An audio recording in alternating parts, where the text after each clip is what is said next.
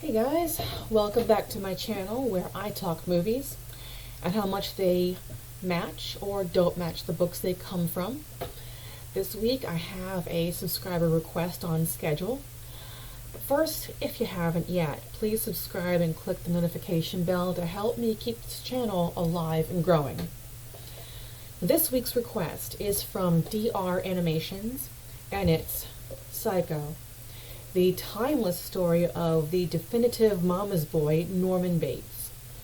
Published in '59 and brought to the screen for the first time in 1960 and for the last time 5 years ago, with 4 sequels and 1 miniseries. Well, technically 3 sequels, 1 remake, and a miniseries, as Norman Bates has become a long-standing household name and an Urban Dictionary definition of a man who is either several bricks short of a load and or abnormally attached to his mother. So alright, let's jump right in. The first Psycho from 1960 is a pretty close match, as is the remake from 1998, which is an almost frame-by-frame match, with the only differences being the adjustment and the amount of money stolen by Marion Crane to reflect the change in inflation and property values between 1960 and 1998, as well as clothing styles. Other than that, the first Psycho movie and the remake follow what is in the book very closely. To the outside world, Norman Bates runs the hotel by himself and takes care of his mother. When we see Marion Crane and Milton Arbogast killed, it looks like she's responsible, until Lila Crane finds her mummified corpse and Sam Loomis fends off a knife-wielding Norman wearing a dress and a wig and using his mother's voice. And both movies end with Norman all alone after his arrest, thinking in his mother's voice that she's innocent and will prove it. What both movies do not take from this book is that there's a lot of inner monologue that puts us in the mind of Norman Bates. Also, he knows he's not right. He knows he has a lot of baggage, and he reads up a lot, about psychology, and particularly abnormal psychology, because he's a very proactive psycho. Also, Norman is described as overweight and very plain looking. In the movies, obviously not. The movies also leave out Norman's drinking problem. When he gets overwhelmed by his mother's presence in his mind, he grabs a few shots of whiskey. He gets blackout drunk, and then she takes over and attacks.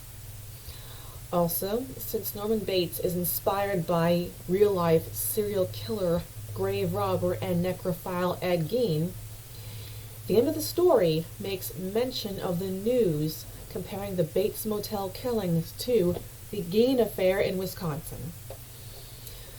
Alright, 23 years later, Psycho 2 comes out, starting with Norman at his parole hearing after 23 years of inpatient treatment.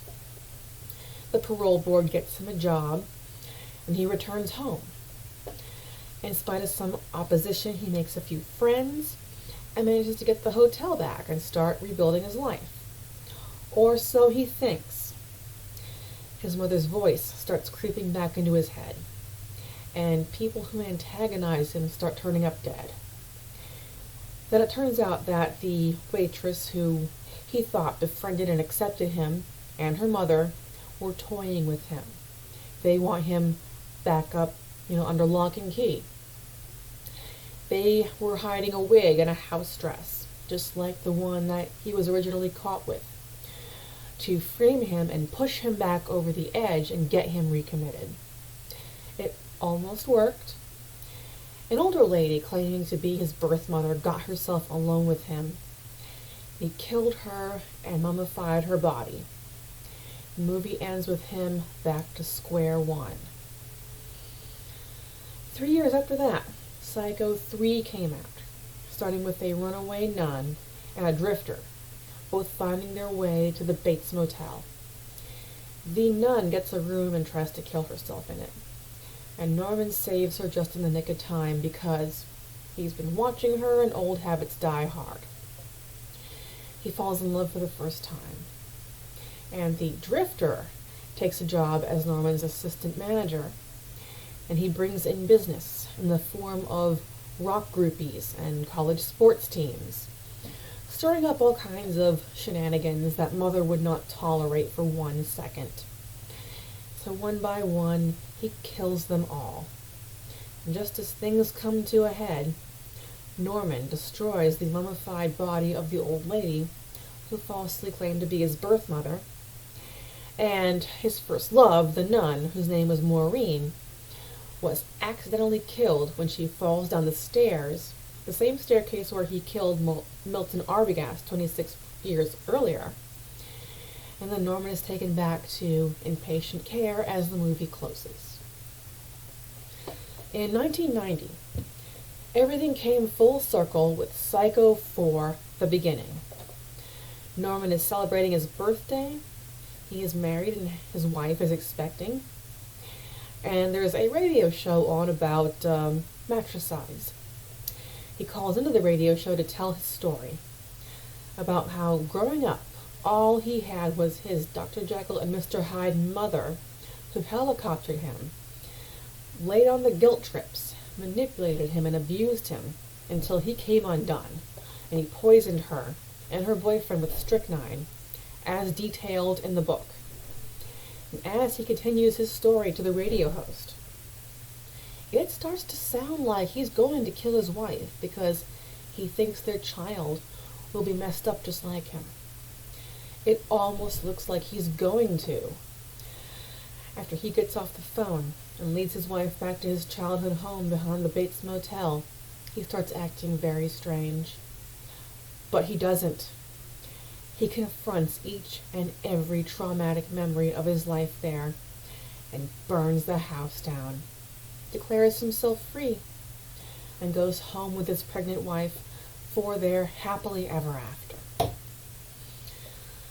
Alright, from 2013 to 2017, A&E released Bates Motel, meant as a prequel even though it takes place in the present day, and is very different from everything described in the book and in Psycho 4. In this miniseries, Norman is very much Norma's favorite son, and the product of a second marriage that started before the first one even ended. Norma has an older son named Dylan from the previous marriage, who is resentful of them both. But he comes around when it becomes obvious that when Norma goes off the rails, which is often, Norman really does need his big brother.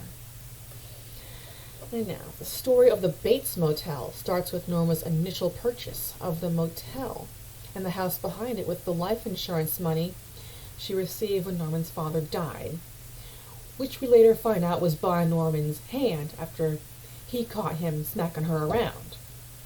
But the motel has some baggage. First off, the previous owner, who was foreclosed on, corners her and forces himself on her. She kills him in retaliation, and she and Norman hide the body to protect their investment. And things go from bad to worse as they find a human trafficking victim hidden inside the hotel. And Norma tries to network with a nearby restaurant only to be snubbed by the snobby owner. Then they find out that the stretch of highway mentioned in the book that is under construction is going to completely block any visibility of the motel. It's starting to look like a bad investment that they are stuck with.